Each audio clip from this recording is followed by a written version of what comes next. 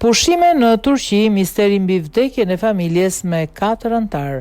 Çfarë kishte në dhomën e hotelit që dyshohet se i helmoi? Policia turke ka nisur një hetim në lidhje me vdekjen tragjike të një familje me 4 anëtar nga Hamburgu, Gjermani, që dyshohet të kenë humbur jetën si pasojë e helmimit kimik gjatë pushimeve të tyre në Stamboll.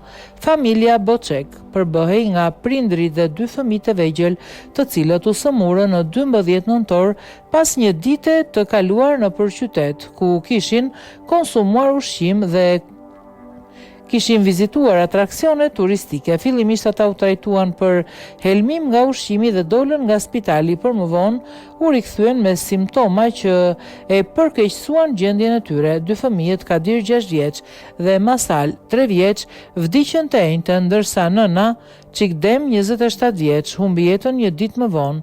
Babai Servet 38 vjeç mbeti në gjendje kritike gjatë fundjavës dhe ndroi jetë.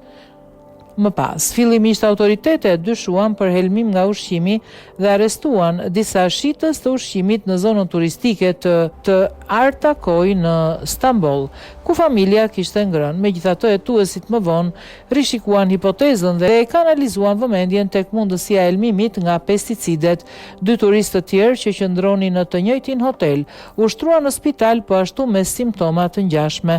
Media turke raportuan se në një dhomë në katin përdes të hotelit mund të ishte spërkatur një produkt për vrasjen e pleshtave që mund të kishte mbërritur në dhomën e familjes Boçek përmes sistemit të ventilimit.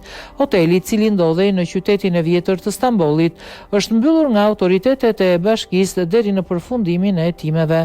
Ekipet mjekoligjore kanë mbledhur mostra nga çarçafët, jastëkët, shishet e ujit dhe bataniet në dhomën e hotelit, ndërsa një raport paraprak ka konfirmuar se helmimi nga ushqimi është më pak i mundshëm, duke favorizuar hipotezën e helmimit kimik nga një toksin mjedisore. Hetuesit besojnë se familja ka vdekur nga një helmim kimik në mjedisin e hotelit, pasi 2 turistë të tjerë që qëndronin aty u shtruan me simptoma të ngjashme. 7 nga 11 të dyshuarit janë dërguar në gjykatën kryesore të Stambollit dhe në pritje të procedurave të mëtejshme, ndërkohë trupat e pajet janë varrosur në qytetin e tyre të lindjes, Bolvadin, në Turqinë qendrore. Babai Çikdem, Mehmet Çelik, shpreu dhimbjen e tij për median turke, duke thënë: "Vajza ime kishte përfunduar së fundmi rinovimin e shtëpisë së verës me shpresën që një ditë do të jetonin aty. Ata vdiqën pa mundur kur të flinin në shtëpinë e tyre."